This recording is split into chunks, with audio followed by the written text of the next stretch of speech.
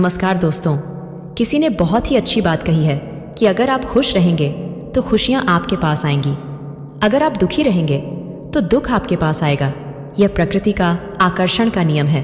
जैसे हम होते हैं वैसी ही चीज़ें आकर्षित करने लग जाते हैं। एक छोटी सी कहानी है। पुराने ज़माने की एक राजा था जो निसंतान था, जिसको पुत्र प्राप्ति नहीं हो रही थी। बहुत जतन किए लेकिन हर बार उसे निराशा हाथ लगी। किसी ने उसे सलाह दी कि आप आपके ही राज्य के किसी छोटे बच्चे की बलि चढ़ा दीजिए, आपको पुत्र प्राप्ति हो जाएगी। राजा को विचार बहुत पसंद आया। उसने कहा, बहुत बढ़िया, ऐसा ही कुछ कर लेते हैं, क्योंकि अब तक सब कुछ कर लिया, कुछ बात तो बनी नहीं। तो उसने मुनादी करवा दी, ढंडोरा पिटवा दिया अपने राज्य में कि किसी भी परिवार से कोई भी अपने छोटे बच्चे को लाकर के राजा को दे दे, उसकी बलि चढ़ाई जाएगी।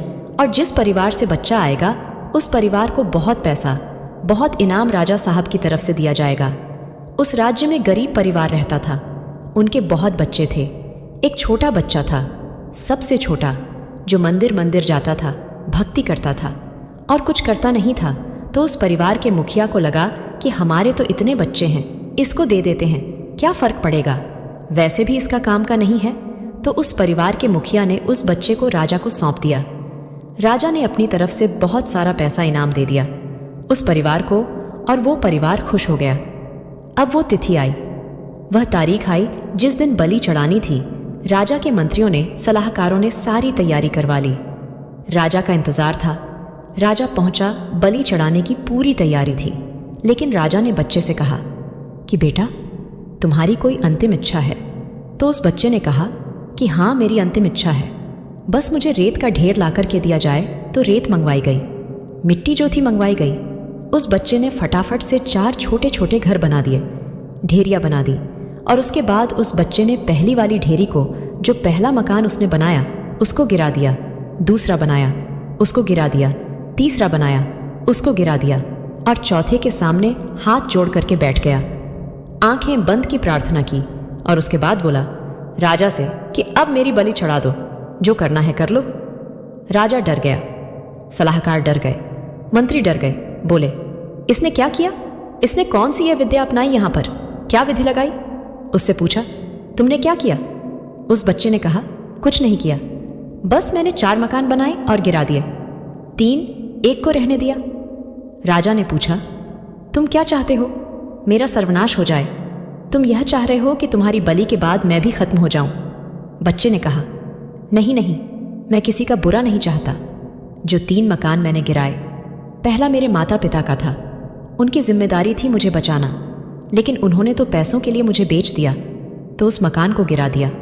दूसरा मेरे सगे संबंधियों का था, रिश्तेदारों का था, उनकी जिम्मेदारी थी कि मेरे माता पिता को बुद्धि दें कि मुझे ना बेचे, लेकिन उन्होंने भी कुछ नहीं कहा, उनका भी मकान गिरा दिया।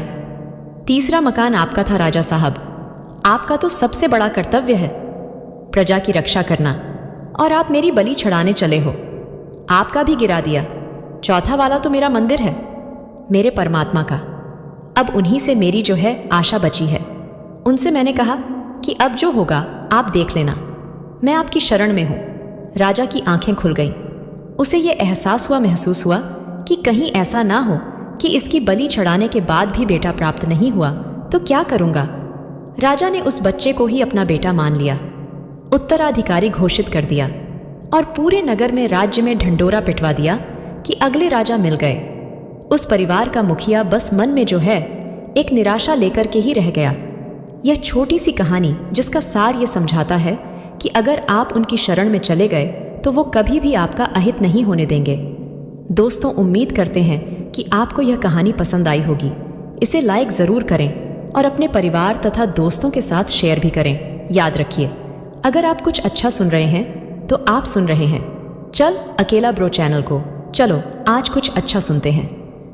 हर रोज़ शाम 6 बजे आपके अपने चैनल चल अकेला ब्रो पर देखिए एक नई कहानी, और उसके लिए सब्सक्राइब कीजिए आपकी अपनी YouTube चैनल चल अकेला ब्रो को। नमस्कार, धन्यवाद।